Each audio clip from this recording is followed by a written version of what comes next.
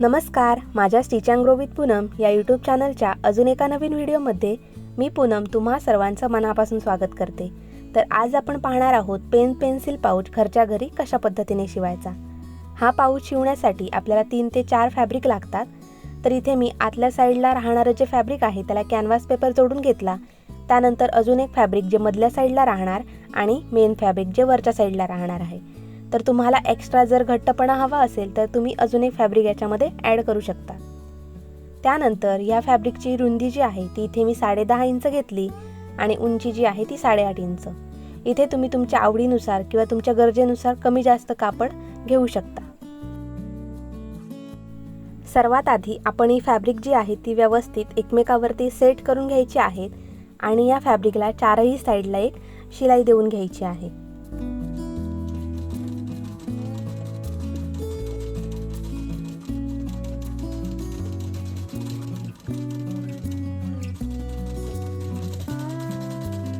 इथे मी व्यवस्थित चारही साइड ज्या आहेत त्या स्टिच करून घेतल्या। त्यानंतर आपल्याला इथे एक्स्ट्रा जे कापड आहे ते व्यवस्थित कट करून फिनिशिंग देऊन घ्यायची आहे।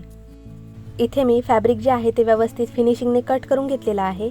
त्यानंतर आतल्या साइडला म्हणजे वरची साइड जी आहे त्या साइडला अशा पद्धतीने मी चौकोन मार्क करून घेतले। म्हणजे तुमची पट्टी जेवढी आहे त्या साइडचे चौकोन जे आहेत ते उभे आणि आडवे आपल्याला मार्क करून घ्यायचे आहेत आणि त्याच्यावरती आपल्याला व्यवस्थित शिलाई देऊन घ्यायची आहे। अशा पद्धतीने आपण जी चौकोन मार्क करून शिलाई देतो त्याच्यामुळे आपली बॅग पाऊच जे पण काही आपण शिवत असू ना त्याला एक घट्टपणा येतो किंवा स्टॅबिलिटी येते। त्याच्यामुळे पाऊच वगैरे दिसायला छान दिसतात। इथे मी संपूर्ण कापडावरती शिलाई देऊन घेतलेली आहे। त्यानंतर हे फॅब्रिक जे आहे ते आपल्याला उंचीतून मध्यातून फोल्ड करून घ्यायचं आहे।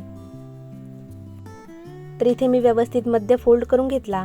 त्यानंतर जे आपले चारही कॉर्नर रेडी होतात म्हणजे बंद बाजू आणि ओपन बाजूकडे जे 4 कॉर्नर रेडी होतात त्याच्यावरती आपल्याला 1-1 इंचावरती अशा पद्धतीने कॉर्नरला मार्किंग करून घ्यायचं आहे।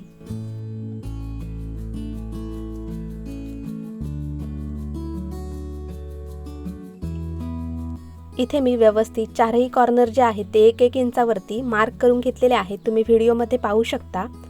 त्यानंतर हे कॉर्नर जे आहेत ते आपल्याला कटिंग करून घ्यायचे आहेत। इथे आपण व्यवस्थित चौकोन जे आहे ते कटिंग करून घेतले। त्यानंतर आपल्याला इथे झिप अटॅच करायची आहे। तर तुम्ही व्हिडिओमध्ये पाहू शकता कशा पद्धतीने आपण इथे झिप जी आहे ती अटॅच करून घेणार आहोत।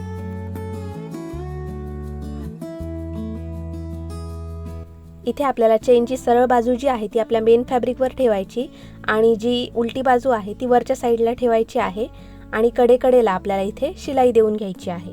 म्हणजे 1/2 इंचावरती इथे मी शिलाई देऊन घेणार आहे।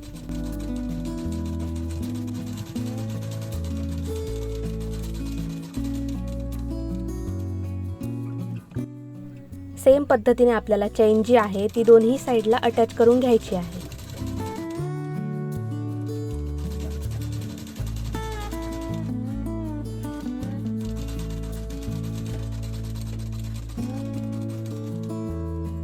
इथे मी दोन्ही साईडला चेन जी आहे ती अटॅच करून घेतली। त्यानंतर ही चेन अशा पद्धतीने ओपन करायची आहे आणि त्याच्यावरती दाब शिलाई देऊन घ्यायची आहे। इथे आपण दोन्ही साईडला पाहू शकता फिनिशिंगने चेन जी आहे ती जोडून घेतलेली आहे। त्यानंतर याच्यामध्ये आपल्याला झिपर जोडून घ्यायचा आहे। इथे मी झिपर जो आहे तो व्यवस्थित अटॅच करून घेतलेला आहे आपल्या पाऊचच्या वरच्या साईडला। त्यानंतर आतला भाग जो आहे तो अशा पद्धतीने उलटवून घ्यायचा आहे बाहेरच्या साईडला।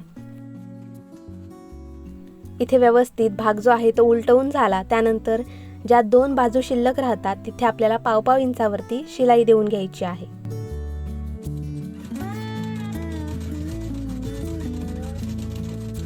इथे मी दोनही साईड ज्या आहेत त्या शिलाई देऊन रेडी करून घेतला आणि त्याच्यावरती आपल्याला ह्या पद्धतीने कापड जोडून घ्यायचं आहे जेणेकरून शिलाईचा भाग जो आहे तो बाहेर दिसणार नाही आणि फिनिशिंग पण छान दिसेल।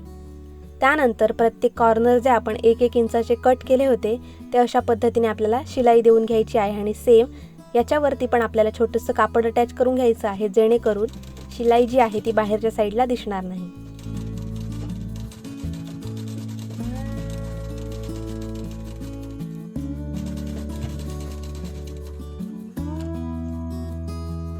इथे मी चारही कॉर्नरला व्यवस्थित शिलाई देऊन घेतली। त्यानंतर आपल्याला झिप ओपन करायची आहे आणि हा पाऊच जो आहे तो पलटी करून घ्यायचा आहे, म्हणजे सरळ करून घ्यायचा आहे.